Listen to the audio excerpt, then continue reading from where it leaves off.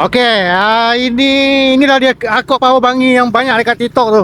Okey, Adik. Assalamualaikum. Waalaikumsalam warahmatullahi wabarakatuh. Okey, begini. Saya ni nampak video dekat TikTok lah. Okey, betul. Dia kata Korea kat sini dia double crunchy.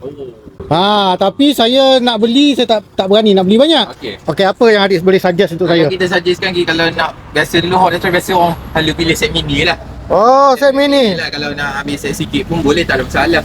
Mana dia boleh, kalau beli satu-satu boleh macam ni? Boleh satu boleh macam tu. Kalau set mini macam ni? Set mini dah macam ni. RM5.5 ada 6 pieces. Dah ada 6 pieces lah. Okey, packaging dia macam mana? Dapat packaging kotak ke macam mana? Kalau packaging plastik macam ni lah. Oh, kertas macam tu. Tapi Okey. kalau kotak tak ada masalah pun boleh juga. Ada juga custom. Kalau saya nak Korea dan ada juga akok macam mana? Kalau dari akok biasanya kalau ada set combo lah. Ada 8 akok 8 Korea. Oh, macam ni. Ada 8 akok, 8 Korea. So harga dia RM16. RM16.